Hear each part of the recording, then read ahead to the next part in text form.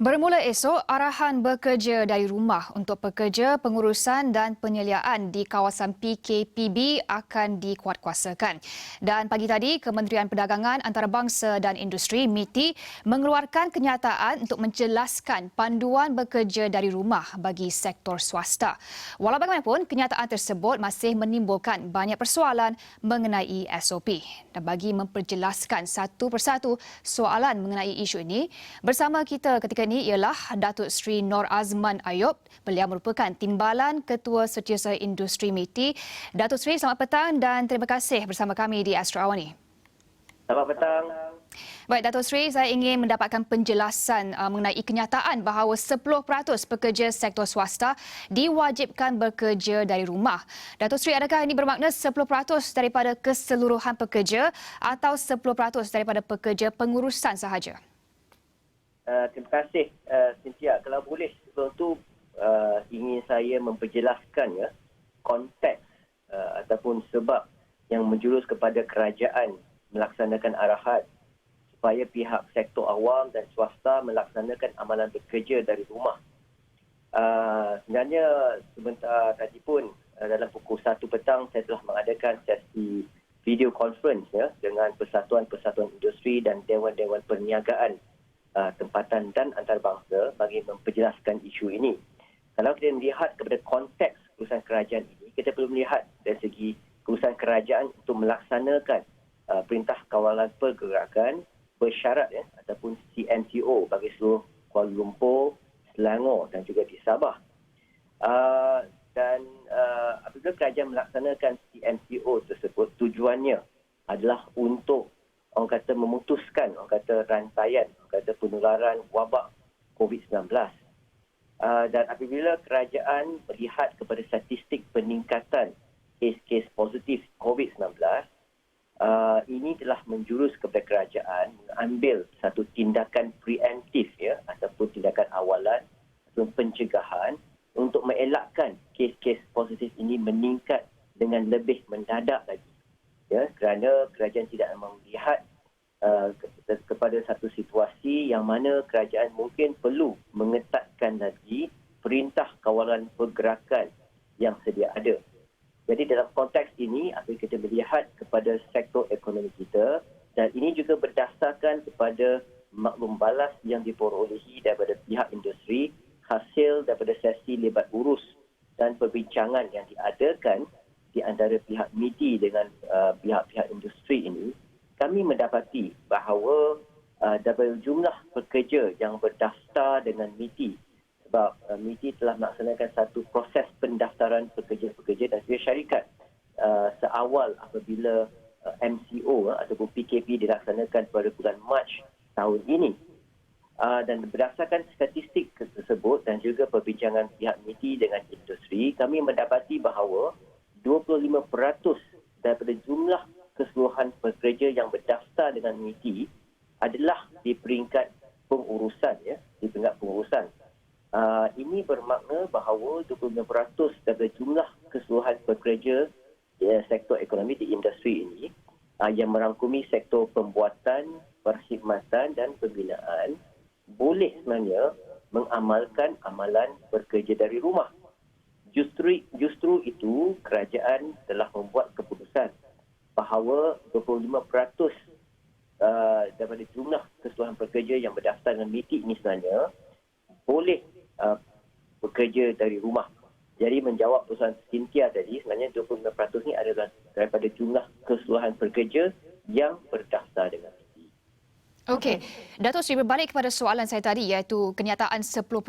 Adakah ia 10% untuk semua pekerja atau hanya pihak pengurusan dan penyeliaan? Okey, dan menjawab persoalan ini juga merupakan soalan yang ditanyakan dalam sesi sidang video saya tadi. Dan ini saya ingin menjelaskan bahawa dalam sebuah syarikat kita boleh lihat ada pekerja, kita boleh bahagikan pekerja ini kepada dua golongan, golongan pengurusan dan bukan pengurusan. Kalau saya ambil contohlah sektor pembuatan, so mungkin ada satu syarikat ni terdapat 100 orang pekerja, di mana 80 orang pekerja ni terlibat dalam dari segi pembuatan, proses pembuatan untuk membuatkan suatu produk. dan hanya 20 orang sahaja ni yang bekerja di pejabat yang terlibat dalam aspek-aspek pengurusan. Jadi bila kita menyatakan bahawa hanya 10% sahaja dibenarkan bekerja di pejabat ni, 10% ni sebenarnya merujuk kepada yang 20 orang tersebut, ya, iaitu mereka yang tergolong sebagai pekerja di peringkat pengurusan. Datuk Seri, berdasarkan kenyataan tersebut juga, arahan melibatkan pekerja pengurusan dalam perakaunan, kewangan, pentadbiran, perundangan, perancangan dan ICT. Soalan saya kepada Datuk Seri ialah adakah ia hanya terhad kepada 6 tugasan sahaja ini? Dari segi aspek tersebut, kita tidak menyatakan bahawa ia terhad kepada 6 aspek atau fungsi pengurusan tersebut. Tetapi bagi kami di MITI ini, dalam perbincangan kami dengan pihak industri, fungsi-fungsi pengurusan ini merupakan fungsi teras dalam mana-mana organisasi. Jadi kami mengambil ini sebagai merangkumi aspek pengurusan, ya, dalam sebuah organisasi. Okey, Datuk Seri, juga wujud ketidakpastian, ya, mengenai swab test, arahan swab test untuk pekerja di kawasan PKPB yang diumumkan semalam. Adakah semua yang bekerja di pejabat perlu melalui ujian swab test atau hanya mereka yang bekerja dan duduk di kawasan zon merah sahaja? Berkenaan dengan swab test tersebut, saya difahamkan, ya, bahawa kerajaan akan mengeluarkan ataupun akan memberikan penjelasan lebih lanjut dalam tempoh masa terdekat ini, dan ini mengambil kira seperti yang saya maklumkan tadi, perbincangan, sesi libat urus dengan pihak industri, termasuk dari segi pandangan-pandangan yang telah diberikan oleh pihak industri kepada kerajaan.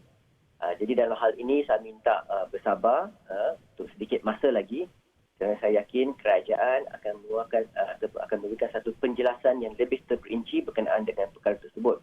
Dan sementara waktu itu, saya juga menyarankan pada persatuan-persatuan pihak industri ini untuk terus bekerja seperti biasa, tertakluk kepada SOP, sektor ataupun industri masing-masing, dan juga arahan terkini kerajaan untuk melaksanakan amalan bekerja dari rumah. Okey, Datuk Seri, berbalik kepada arahan kerja di rumah ini, ya, bagi golongan 10%. Mereka juga hanya dibenarkan untuk bekerja 4 jam sahaja sehari dari jam 10 pagi hingga ke 2 petang.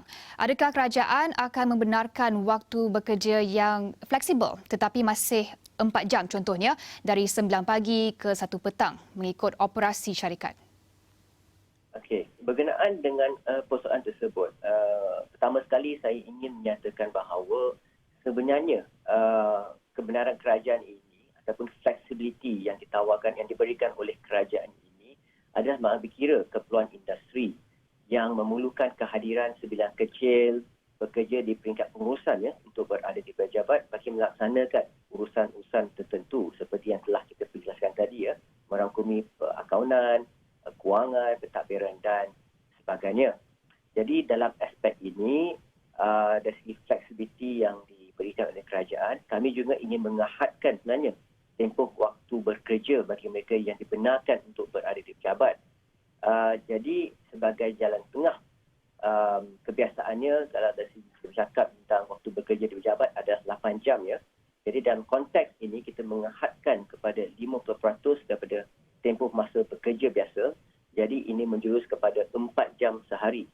Selain daripada itu, dari segi berapa hari yang dibenarkan, ya, untuk yang 10% bekerja di peringkat pengurusan ini untuk berada di pejabat, saya juga ingin orang kata memperjelaskan kerana terdapat kekeliruan, ya, di pihak industri bahawa bekerja di peringkat pengurusan ini yang 10% yang saya nyatakan tadi itu dibenarkan untuk datang ke ofis setiap hari, ya. Tetapi sebenarnya ini bukanlah maksud kerajaan. Apa yang kerajaan maksudkan dari segi membenarkan 10% pekerja tersebut untuk bekerja di pejabat adalah mereka hanya boleh bekerja 4 jam sehari, iaitu dari 10 pagi ke 2 petang, dan selama 3 hari dalam minggu, ya. Kita mengambil hari bekerja lah, ya. Dan kita sebenarnya terpulang kepada syarikat untuk menentukan hari apa yang 10% pekerja peringkat pengurusan itu boleh datang ke pejabat. Terdapat syarikat yang mungkin ingin memilih hari Rabu, hari Jumaat, ataupun ada syarikat yang ingin memilih hari Isnin, Selasa atau Rabu. Ya. Jadi terpulang kepada syarikat. Dan selain daripada itu, syarikat juga boleh menentukan sendiri penggiliran dari segi pekerja di peringkat pengurusan yang perlu berada di pejabat. Jadi kemungkinan sebagai contoh ya, mungkin ada 2-3 orang yang bekerja pada hari Isnin dan kemudiannya pada hari Selasa 2-3 orang lagi tetapi bukan orang yang sama. Ini pun kita terpulang pada pihak syarikat. Dan dari segi mungkin ada persoalan lagi kenapa kita menetapkan contohnya tempoh masa ya daripada 10 pagi ke 2 petang. Ini juga adalah untuk memudahkan agensi-agensi penguatkuasa kita apabila melakukan orang kata lawatan ya bagi memastikan pihak-pihak industri ini mematuhi keputusan kerajaan. Jadi bila kita ada satu tempoh masa yang seragam dan selaras ditetapkan bagi merangkumi keseluruhan sektor ekonomi, ini akan dapat memudahkan dari segi aspek penguatkuasaan. Mengapa tempoh bekerja ni ditetapkan 4 jam bukan 3 jam, 5 jam? Adakah tempoh 4 jam itu disarankan oleh KKM? Sebenarnya kita amat ambil pendekatan orang kata jalan tengah lah ya, sebab dari segi amalan biasa kita biasa bekerja 8 jam sehari. Jadi dalam aspek ini kita amat ambil 50% daripada 8 jam tersebut. Jadi menjurus kepada